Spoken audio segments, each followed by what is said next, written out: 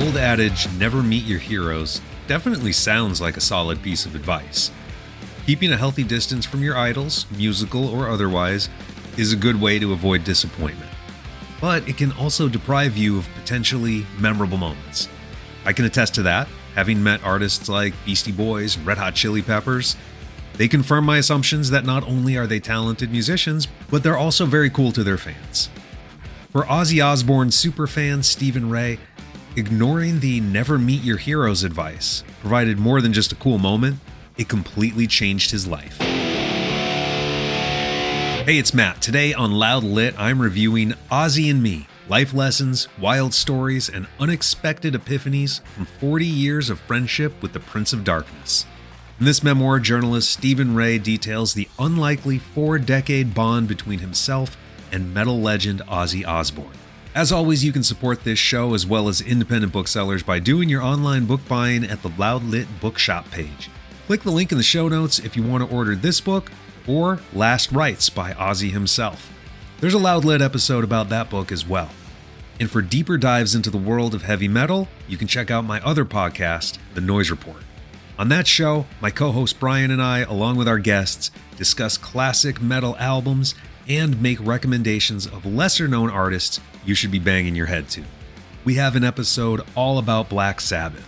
We also cover Slayer, Corrosion of Conformity, Lamb of God, even Primus. That's a fun one. Check the link in the show notes for the Noise Report. Now, let's talk about Ozzy and Me. Growing up in Northern Ireland during the Troubles, young Stephen Ray sought refuge from the constant threat of political violence by immersing himself in heavy metal, becoming an obsessive fan of Ozzy Osbourne. In late 1984, at age 15, Ray's life changed in a most unlikely way when his family decided to travel to the historic Rock in Rio festival in Brazil. Thanks to letters his mother wrote to Osbourne's team, the family secured VIP passes and an introduction to Ozzy himself. That fan meeting eventually turned into a genuine friendship. Ray found himself part of Ozzy's inner circle, touring with the band and eventually working as part of the crew.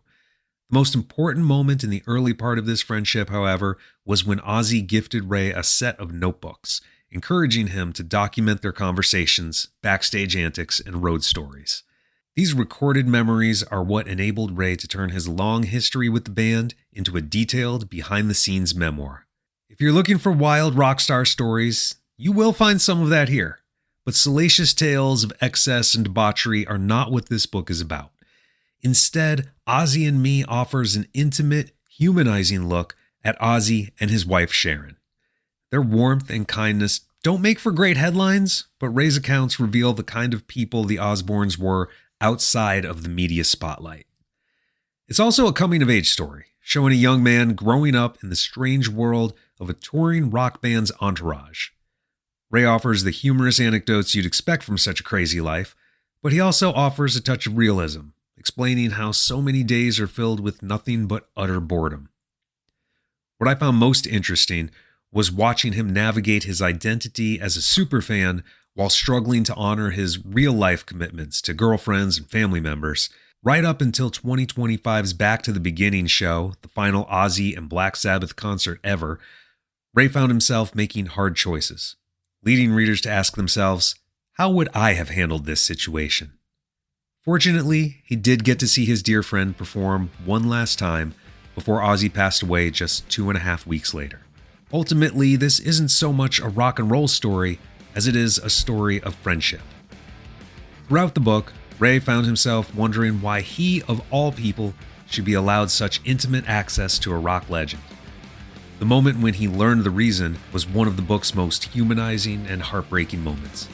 Demonstrated that behind the on-stage theatrics and wild rock star antics are real human beings who, like the rest of us, want nothing more than genuine connection.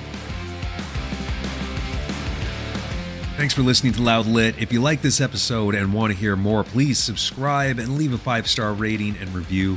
And if you want your own copy of Ozzy and Me or any other book, click the bookshop link in the show notes. When you start your book buying there, you'll be supporting Loud Lit as well as independent booksellers. And again, there's a link to my other podcast, The Noise Report, where you can hear in-depth conversations on metal legends and underground up-and-comers. Until next time, keep reading, keep rocking.